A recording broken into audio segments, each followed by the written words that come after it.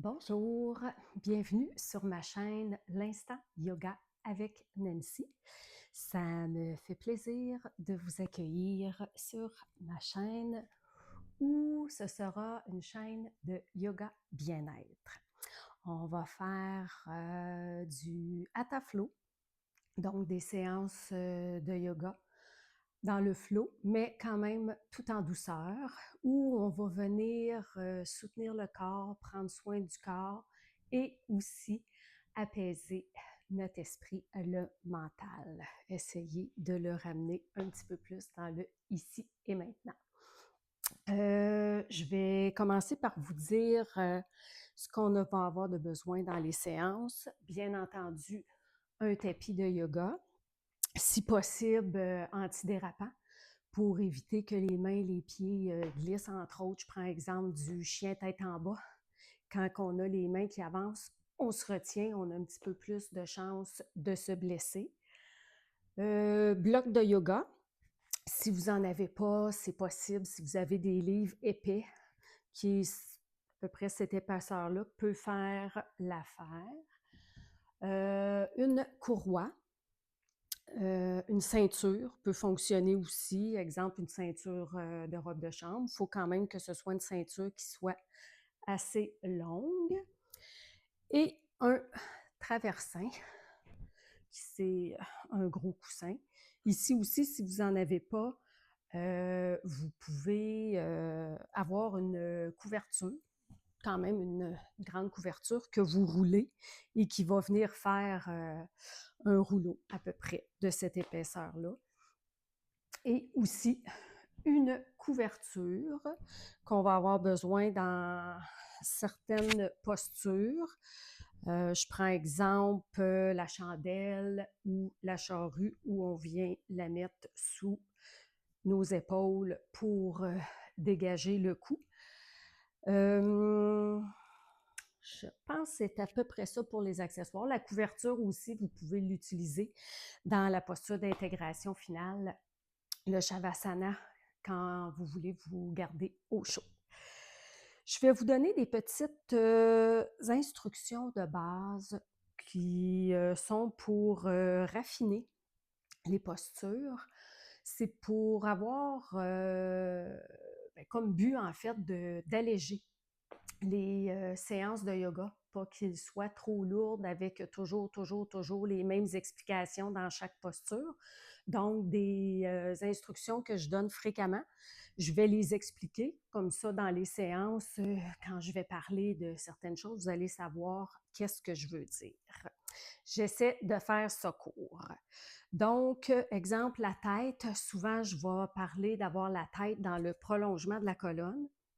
Ça veut dire qu'on recule la tête parce que souvent, on est porté d'avoir la tête qui est avancée. Donc, on recule la tête et on soulève un petit peu l'arrière de la tête, comme si je vous prenais par la couette ici et que je soulevais. Donc, on recule et on soulève la tête. Ça, comme si on voulait se donner un petit peu un double menton. Les épaules loin des oreilles. Hein. Vous savez, on est souvent porté à avoir les épaules comme ça. Fait que je vais souvent dire d'éloigner les épaules des oreilles. Donc, on les abaisse. Coller les omoplates ensemble. On est souvent porté à avoir les épaules par à l'avant. Donc, coller les omoplates, c'est qu'on vient rééloigner les épaules. On vient avoir une plus belle posture et ça permet d'allonger un peu plus le dos. Je parle souvent aussi rétroversion du bassin. Donc, avec le bassin, on le ramène comme ça. Donc, rétroversion du bassin ou pubis vers le nombril. Je parle souvent de ça. Le j'essaie de ne pas rien oublier. Le pubis vers le nombril. Contraction des abdominaux aussi. Souvent dans les postures, ça revient, les abdos qui sont actifs ou contractés. À ce moment-là, c'est de venir contracter. Je vais dire plutôt le mot activer les abdominaux parce qu'on ne veut pas avoir une grosse contraction où on est tout crispé, mais plutôt c'est vraiment de venir engager les muscles profonds.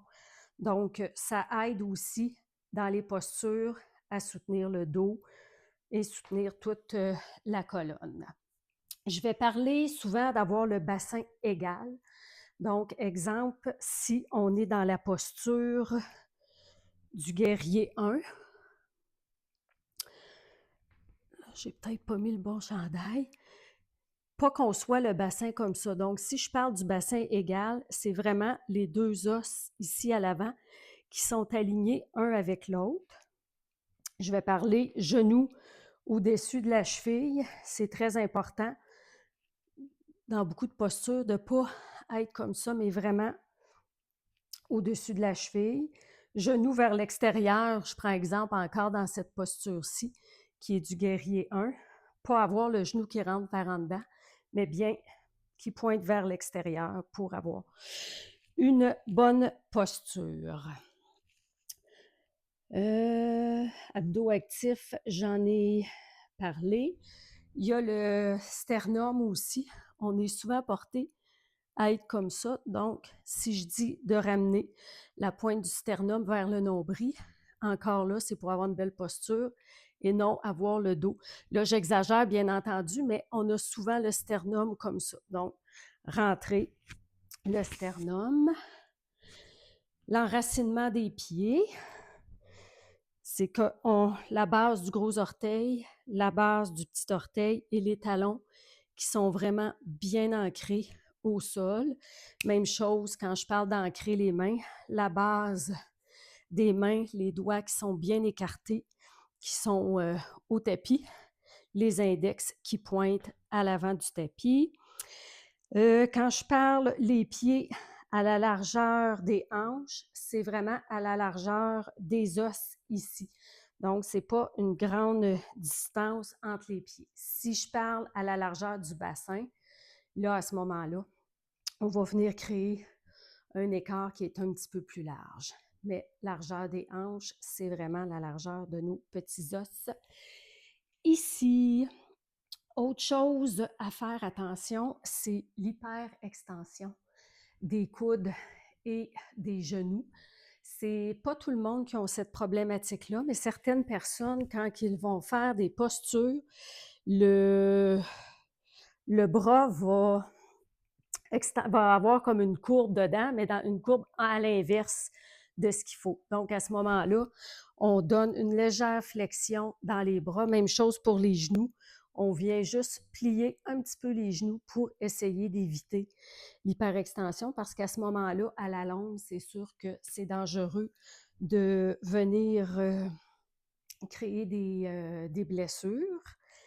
Et je vais aussi donner mon instruction pour la montagne parce que c'est une posture que j'aime vraiment beaucoup. Mais comme moi, avant, je pensais que la montagne était vraiment une posture de relaxation, mais en fait, la montagne est une posture qui est active dans le sens que tous les muscles sont engagés sans être crispés.